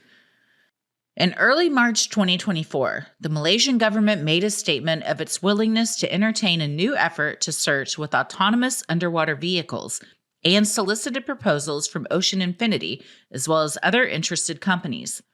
In the intervening years since their first search ended, the seafloor has been more completely mapped. With advances in new technology, Ocean Infinity, or a company with similar technology, could search the entire newly proposed area in 3 months. And that's the other thing is technology advances at such a just up rapid rate that like it's a day and night from when they were searching in 2014 versus when they were searching in 2018 versus now. So For sure. I don't see why there should be any delay of sending those AUVs down there. The only thing I would think of is money and not wanting to find out the truth. Yeah, they probably, if you deny the theory, although they are saying a third party did it, but you might not want to find the black box. In the years since MH370 was lost, strides have been made to improve aviation safety. Jean-Luc Marchand has pressed for the development of the Global Aeronautical Distress Safety System under International Civil Aviation Organization. The system provides a 4-dimensional view of the aircraft to ground control every 15 minutes. If the aircraft is determined to be in distress by unusual activity, triggering of alarms, or emergency positioning, the system transmits its position information to the ground every 1 minute. Similarly, ELTs, or emergency locator transmitters, are meant to detect any abnormal situation of the aircraft and would trigger a signal if strange aircraft behavior was detected. According to Marchand, this will solve a lot of questions. All large aircraft are mandated to have this system in place by January 2025.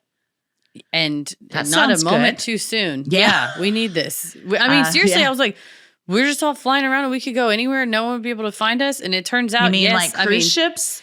Seems like we're all just out there traveling and we don't really know what's going on down at ground control or if there is one. It's just wild to think that but that's when you go back and see, like, why do we have seatbelts? And it's like, there was a time that we were like, I'm going to strap myself into a car. Babies would ride in their parents' lap in the front seat. They would ride in the back window area. Yeah, just like, hanging out, walking around so the bench seat. We used to just have asbestos all over the place. And it was like, it's great. It keeps you warm. Asbestos is the best. Doctors would smoke while giving exams to patients. I mean, it's wild what we all used to do. Yeah, they're not washing their hands.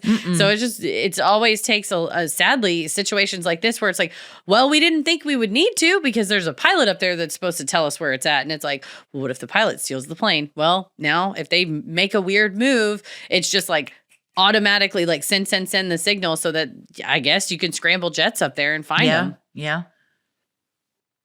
Malaysia Airlines has updated its policy and now forbids its pilots from being alone in the cockpit. The country has also improved its passport control procedures to avoid passengers traveling on stolen passports. Yeah, they got a lot of shit for that those folks got on the plane with stolen passports. That is definitely a problem. I don't think that they were the problem, but that is a problem they were able to do it.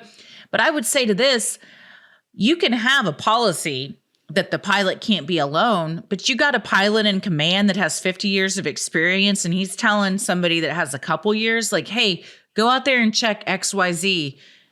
Is that co-pilot going to say no?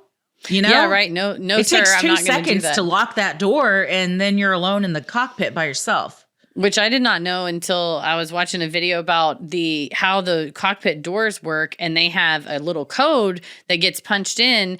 And if you're the pilot sitting in the seat, you get an indicator sound, and then there's a button where you can override that. You have like 30 seconds to override that button. Somebody trying to come in? Yeah, like if a hijacker got the code or like has a stewardess or a flight attendant at gunpoint or at knife point and is like, type the code in, or even like the first officer and is like, type the code in. And then you're the pilot that's like, I got to keep this thing safe. I can lock them out. So if you told your first officer to go do something because it was his check ride and you're his instructor and you're going to sign him off on 777s, and then he tried to punch that number to get back in, there is a lock, like a override button, so you would not be allowed in. But I hear what you're saying, like, just because that's the policy, and it's like, well, sir, that's against policy. It's like, do you want me to sign you off or not? And there's been some talk of like, should there be cameras in cockpits, which a lot of pilots are like, no, that's going to lead to like micromanagement of what's going on. And who's even going to look at the footage? I think a lot of people would. And I think sometimes micromanagement is necessary in situations like this. And I mean, buses have them. Yeah. I mean, I think there's a lot of situations where that footage could come in handy and would be helpful for some sort of investigation or training, or just something goes wrong and you see like, maybe it's not like, it doesn't crash the plane, but there's something that goes wrong in the cockpit, and then you can review it later and be like, okay, so we see where this went wrong, and then you get to fix it. Yeah, exactly. No, I think that's a good point. Is like, well, we need our privacy. And it's like, in some cases, you don't get to have it because you're carrying a lot of people and you have a lot of responsibility. So, yeah. VPR Nathan's wife was on MH370, headed to visit him at his remote work assignment in Beijing. Nathan, along with his daughter Grace Nathan, have been vocal on behalf of the families. He told filmmakers with CNA Insider in 2024. The families have all accepted that nobody's coming back. But the important thing is that we want to know what happened. What actually happened? Was it due to somebody's nefarious activities, or was it an accident? If it was an accident, it's easier to accept. But if there was a catastrophic failure on the plane, you can't help it, you know? Accidents happen. But if somebody hijacked the plane, that's different. So what do we think? Well, I found it pretty interesting that in a 2020 Sky News documentary, Tony Abbott, who was the former Prime Minister of Australia, said, "My very clear understanding from the top levels of the Malaysian government is that from very, very early on, they thought it was murder-suicide by the pilot. I'm not going to say who said what to whom, but let me reiterate. I want to be absolutely crystal clear. It was understood at the highest levels that this was almost certainly murder-suicide by the pilot." Which brings me to my theory of exactly that. Now, what I don't understand, and there might not be an answer for it, is why do you have to take 238 people with you? That was a question that was asked in Ian Higgins' book, and he postulated, which, by the way, Ian Higgins, the journalist, been missing for 2-3 years. Interesting. Where's he at? Yeah, the one that was pushing the ATSB. Some people think he died. He might have died by suicide. Others think that maybe it was an accident. Others still are like, interesting that he wrote this whole book, kind of putting the government on blast for what happened, and then suddenly went missing. But in his book, he postulated that this would let him spare his family from any shame and disgrace. And it would also let them avoid financial liability of if you wanted to sue his estate for wrongful death. His family gets to believe kind of any version that they want to believe, Sure. and they also don't get sued. But I think it's now Tony Abbott saying that, and in addition to a bajillion pilots who have said the exact same thing, like, you know, the evidence points to this.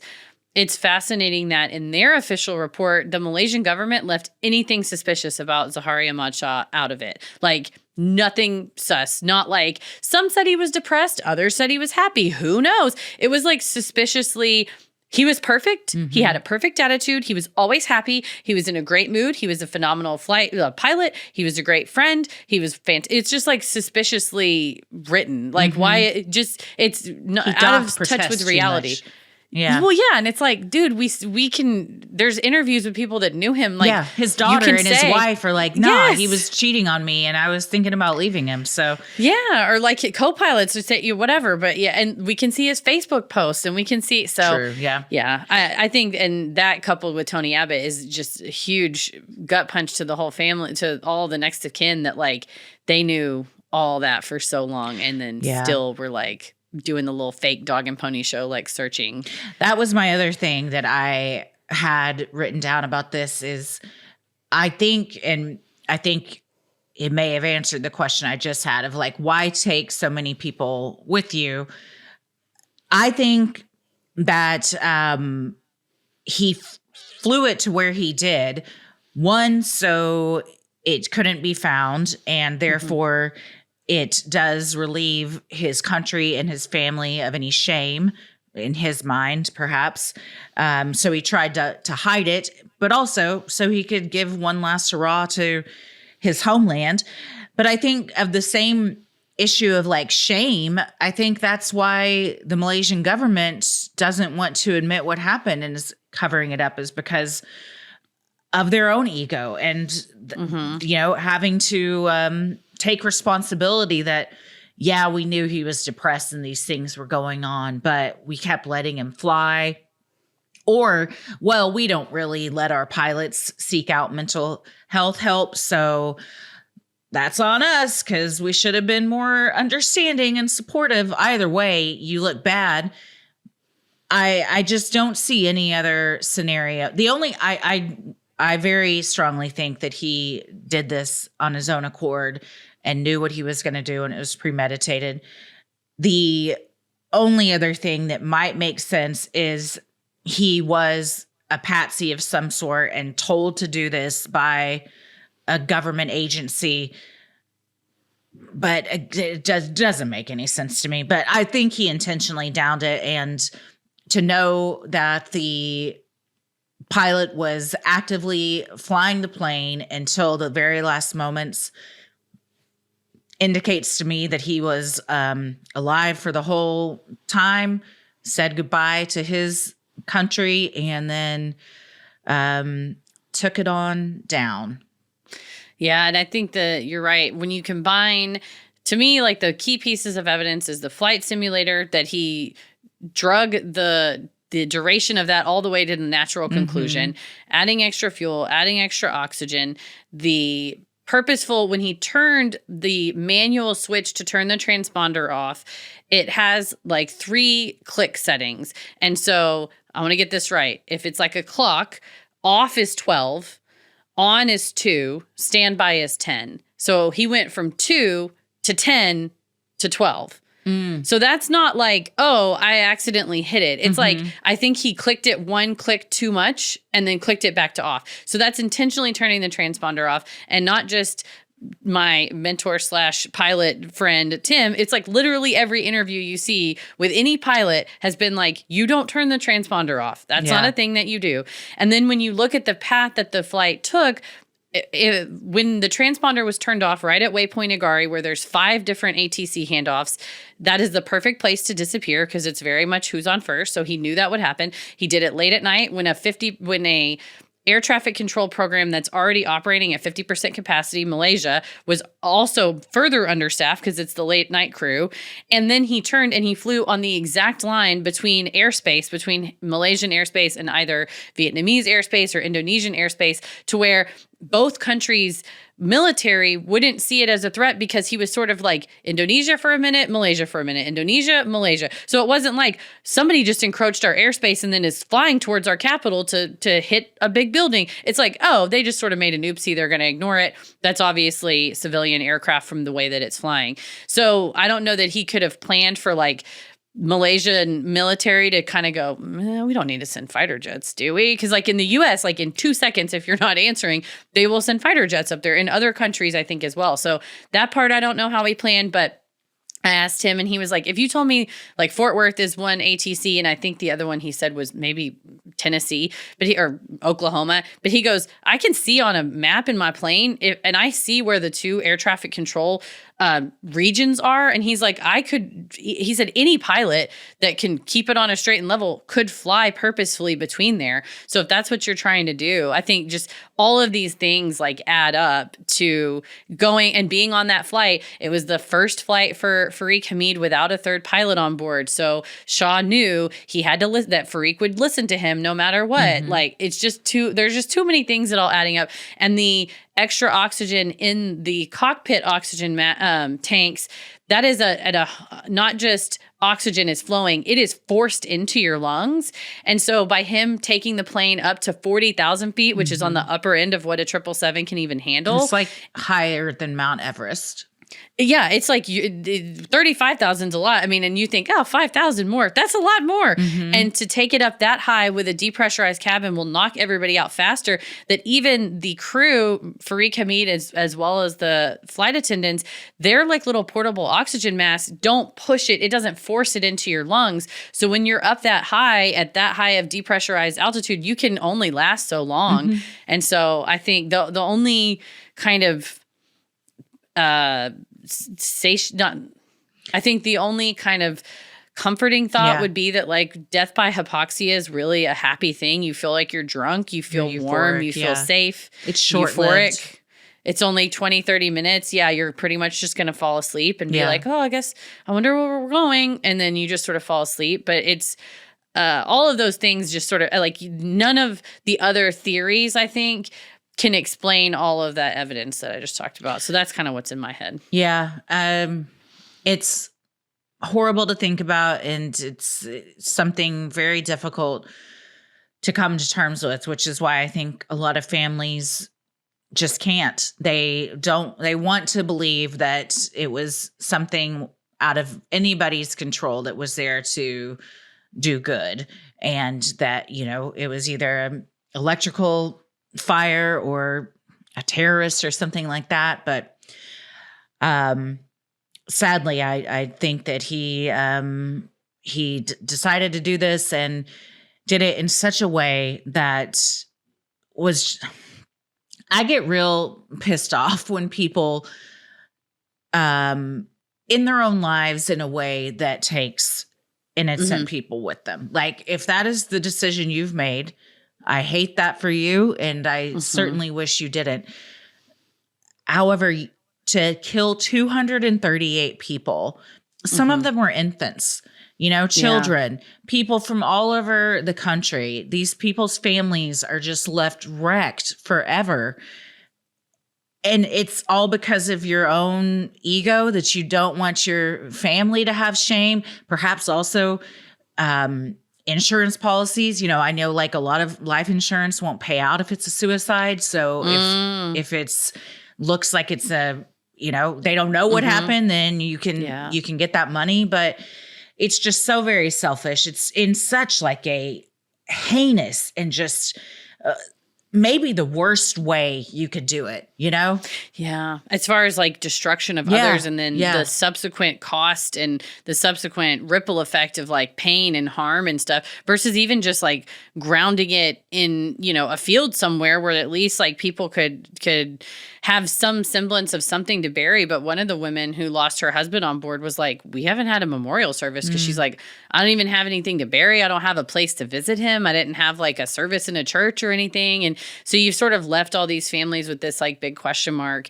And for what? And just if you're going to do what you're going to do, I don't want you to do it. Don't do that. But like you said, just don't take a bunch of other people down with you. But the theories that are out there, the Netflix show or whatever, which like I said, some family members still believe stuff like that. Others don't. But the overwhelming number of pilots who have said like, I will bet my house on this. Like there's literally nothing else. Jean-Luc Marchand and Patrick Bouley's presentation to the Royal Aeronautics Society is about as close as you're going to get to like a closing argument in a trial that you would ever see. Like they just have a slideshow. It's not the most like entertaining thing, but it's just these two experts who've looked at every single piece of evidence, and it's like an hour-and-a-half long presentation to other pilots. So it's like highly technical, highly vetted, and they just go piece by piece by piece. And they're like, there is no other reason to do this unless you are trying to avoid ATC calling you. Yeah. There is no reason to do this unless you're doing this. There is no reason to turn the transponder off. So they just go like piece of evidence by piece of evidence. So between that and like, Tony Abbott being like, the government knew for sure. And it's like, what were you all hiding then? Why were you hiding all of this? And I that is also a question we'll probably never have the answer to. I mean, if it's something as small-minded as just our ego, we just liability. Then like, fuck you, because so many Write people a check. Deserve like some answers. And I mean, no amount of money is going to bring them back, but to have some sort of answers, or even someone say like, we're sorry, or take accountability, we could have done better. Like that goes a long ways. And these families have gotten none of that. And so then a lot of them are left to just like grasp onto these fringe theories because at least it's something that they can. No, it's true. That they can play over in their mind, or they can, if somebody asks like, well, what happened? They have an answer to it. So, you want some kind of answer. Humans want some kind of answer. And so you look for that wherever you can get it, I suppose. Yeah.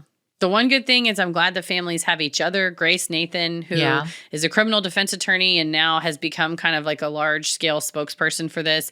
I think between her and some of the other kind of more outspoken family members, and they have these like annual meetups where they all meet together.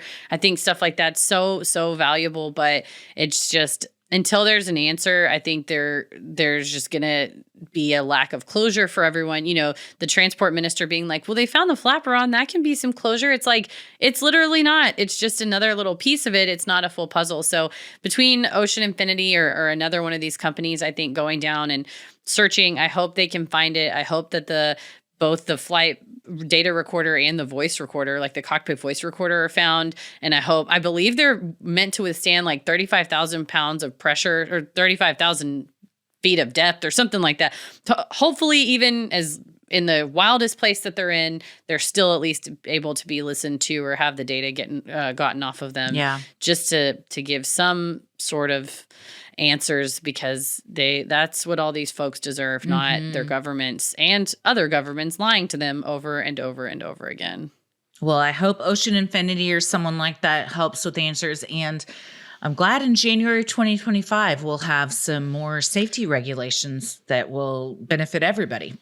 Right? I'm like, put an air tag on all these planes. Like, like, for real? Like, I thought that they just had that, and it was like, you can turn it off. I'm like, you need to put something up underneath it so that no one's allowed to turn it off. You got to put one of those like in the corporate world, you put a piece of duct tape over it, and you're like, do not switch off. Like, don't turn this light switch off. Nobody's allowed to touch this. Leave it how it is, because put it on the roof so you can't get a hold of it if you're like flying. If there's no reason to turn it off, well, I guess the reason is to like conserve fuel or energy in certain situations. But if more harm than good can come from something like that, then I say just don't let it be an option. Or make a different thing that also like is what this is, the new thing. So it's like how we, like I said, between seatbelts or anything, we're like, you used to you just wipe your ass with your hand and eat your food. It's like, I wiped it off on the ground. It's like, no, now we all wash our hands. We use hand sanitizer. So I'm glad that aviation's moving forward, at least most of it. This whole Boeing thing has got me fucked up. They killed that man. That's all I'm trying to say. I just want to make that clear. They killed that man. Boeing is not having a good couple years, to say the very least. Even the past 6 months have not been good for Boeing. No. And I hate to see that, because that was once like an American institution of manufacturing and it was like on the cutting edge. And to sort of see it have been stripped for parts, to put it in a metaphor that they could understand, down to just like shareholder profitability and like pure ass corporate greed, that you sacrifice safety and quality for that is... it's what happens. And it's real dangerous when you travel when you're responsible for carrying people around, for sure. Absolutely. Yes.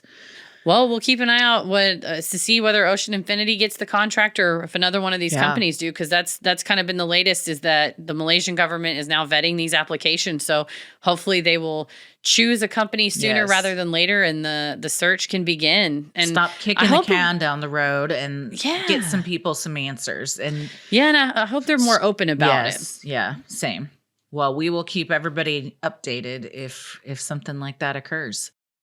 This episode of Sinisterhood is made possible with the help of our amazing patrons. If you're interested in supporting the show, consider joining our Patreon. You'll get access to ad-free regular episodes, weekly bonus content, you're able to vote on episode topics, join our monthly live streams, and more.